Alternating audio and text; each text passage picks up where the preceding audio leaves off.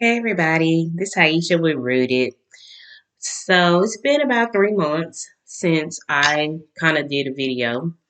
I've been in prayer about what to present next. We kind of went over in the last segment, really rooting our lives in Christ, how to grow spiritually, how to hear God, how can we basically build a stronger relationship with God. Excuse me. And so this time as well, it was a little bit, this segment is literally going to be a little bit different only because in the past, it's going to be my testimony to kick off this new segment that we're going into. And it's speaking about faith, something that I grown in, but I know I need God to continue to help me and increase my faith in him, and that's in every aspect of my life. When that's even when new things come, that I still stand on the same testimony that if you did it before, why won't you do it again? You're the same God that did it before, so why would you not do it again for me? If you allowed this to happen in my life, why would he not keep me? Why would he want to leave me when he put me here to make it purposeful?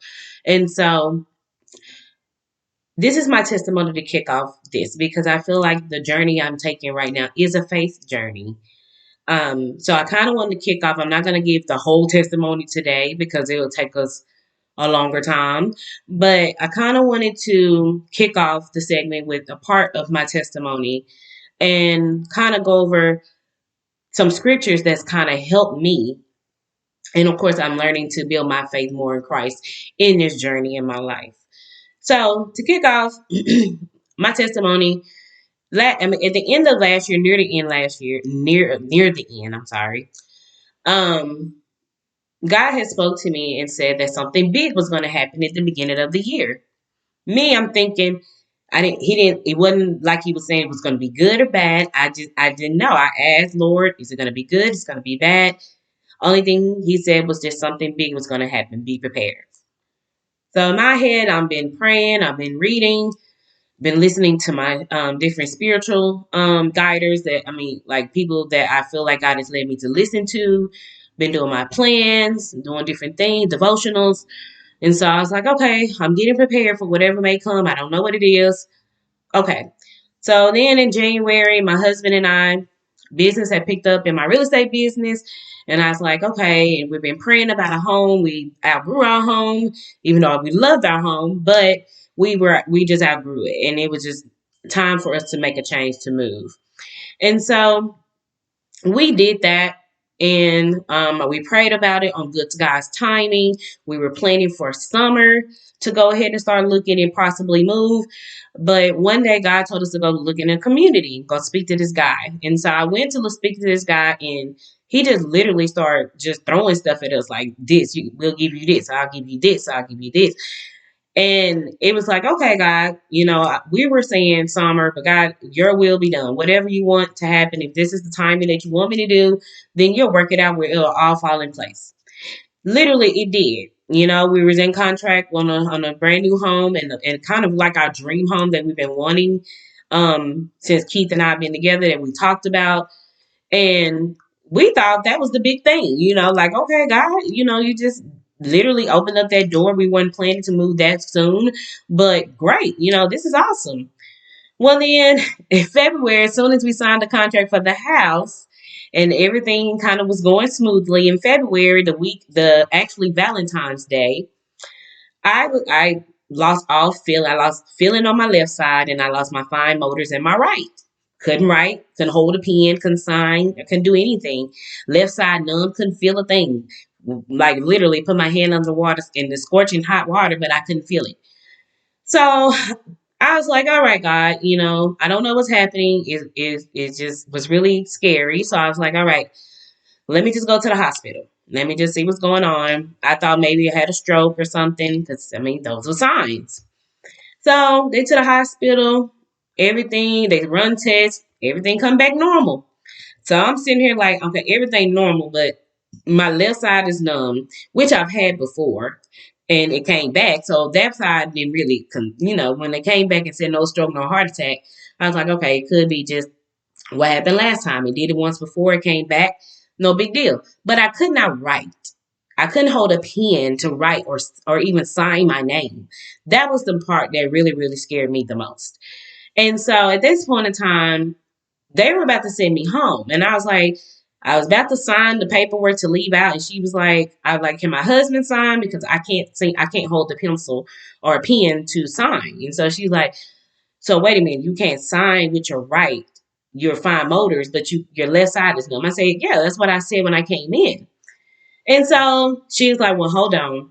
We're going to have to do an MRI because something else is going on because it shouldn't do that. A stroke only affects one side at a time. So she's like, but you didn't have signs of stroke or a heart attack. Everything was normal. My blood pressure was normal. A1C was normal. Everything was normal. And so she's like, something else is going on. So went there, didn't get the help that I needed from that hospital. And I end up the next morning, I went home because I had to get the kids ready. And I hadn't seen my kids all day. And they were already concerned. So I went home and kind of got them straightened away. And then, of course, at this point in time, I got into bed and I prayed before I got into bed. And I was like, well, Lord, I don't know what's happening, but God, I'm going to trust you in this type process, even though I'm trying not to be fearful in this situation. And I'm being open and honest because this is how I'm feeling. This is something new. And I'm like, well, God, I just need you to give me confidence and I need you to let me not to fear. Whatever may happen, God, I know you're in control. And this is my prayer before I went to sleep. Woke up, still the same thing. Nothing had changed. So we decided to go to another hospital. So I went to this hospital after dropping the kids off at school and picked up my mom, my husband and my mom.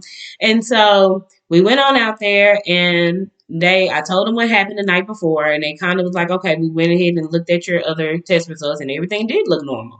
But he's like, I do think we need to do an MRI here as well. So they went ahead and did it. And it came back, and I mean, me in my head, I'm thinking nothing's gonna come up because they did a CT scan, they did all these other tests, and nothing came up. And so when he comes back and they were really great at this hospital, they really were helpful. And he came back and he was like, he bent down on the side of the bed that I was in, and he was like, um, he's like, I want to ask you a question. And it's like, okay. He's like, do anybody in your family have MS? Multiple sclerosis, and I was like, no. I mean, wife's like, yeah, but it's like deep on my mom's side, not that close related to me, but nobody in my immediate family or anyone. And so he was like, well, unfortunately, I'm sorry to tell you, but the test results are showing MS. So I'm like, what? Like, I'm like, where did this come from? Out of nowhere? Like, MS? And so he's like, I'm sorry to say, but yeah. But he's like, we're going to do another MRI just to verify, just to make sure that if it's MS or not. So they did another MRI, longer one. Got checked into a room. And the next morning, they came back and said it did show MS. My heart was broken. In my head, I've heard some stories about MS, and of course, me being the most curious person in the world, get on Google. Don't ever get on Google when somebody diagnosed you with something. Don't ever get on Google. Google will scare the mess out of you. So I get on Google, and it did it brung up blindness. It's done. I knew a family member that was restricted to a wheelchair. I was like, okay, God, my job is real estate. Like, I need to be able to drive. Like, that's what I do. And so going through this journey, it did. I cried a little bit, and I did. And when he told me, and at that point in time, I told God, I don't know why I'm going through this, but God, only you do. I don't know why you allowed it. And I pray that if it's meant for me to know, then I pray that you would let me know. But as time progressed in the hospital, I had some wonderful nurses, and my husband was a big encourager, my mom and my family. And that was just the beginning of what I've been through going through. Because there were some other things that did come up on the MRI, and we would get to, but I don't want to prolong this video about just that part. So I just wanted to give you a synopsis of my faith journey. I feel like this is for someone else. I feel like what I'm going through is to help someone else. So it's okay if a lot of people don't watch this video because it may not be for you, but I feel like somebody out there is dealing with feeling alone, feeling lost, feeling like I don't understand. And only thing I want you to know is that nothing happens for no reason. Everything God allows in our lives for a reason. There's always purpose in everything that he allows. And you're not alone, even when the devil try to make you feel like you're alone. God will never leave us nor forsake us. And he says that in his word. And I have to remind myself of that daily. There are many times the devil comes to me and try to make me feel like I'm alone and that I have no one. And I do have someone. If I don't have family, in which I do, but I have him. The person that provides the strength, the one that encourages me when I need to be encouraged, the one that knows what to say, even when everyone else is saying stuff, but they're not saying the right things. And there are people that I do reach out to, and I have my prayer partners. And that's why it's very important for you to pray and ask God to also send you prayer warriors that will be there for you, because I have that circle of people that I do ask when I really need them to pour into me and for them to pray with me that, God would strengthen me today, or I'm not feeling 100% today. I need you, can you step in step in for me today? Like, pray on over my body. So making sure you have those people. And if you don't have anyone, well, I'm here. I may be going through this right now, but I know it's for a reason. And I'm not saying I have it all together. Please don't think that. I don't. But I am yet learning my body. I have to relearn my whole body. I have to relearn how I function. I do. And it's basically been that mindset to relearn who Taisha is in this journey. And so I want you to be encouraged, whoever you may be. But I pray that this will be for someone else as well, because it is a faith journey. I am learning to depend on God in every aspect of my life.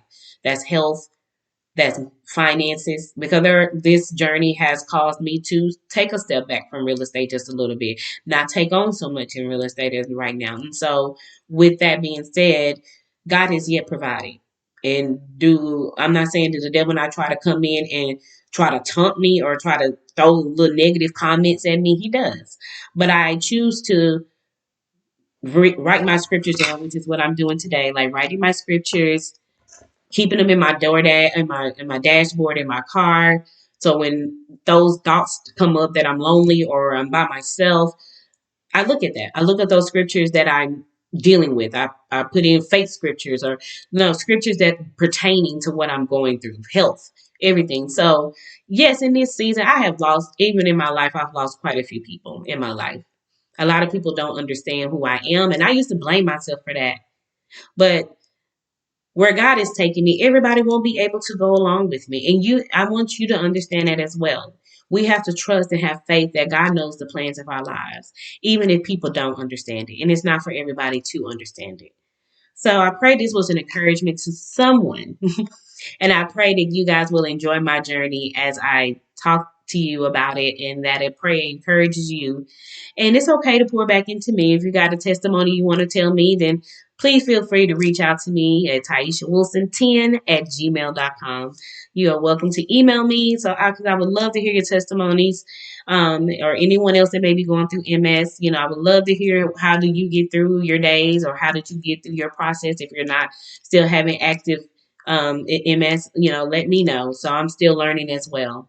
But I love you guys. I pray this was a blessing to you guys. And I'm going to try to jump on every 2 weeks to kind of give you a little bit more about my testimony, because there was a lot happening in this process.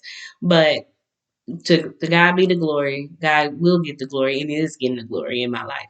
So thank you for joining me today on RoOted. I pray this was a blessing to you guys. Love you.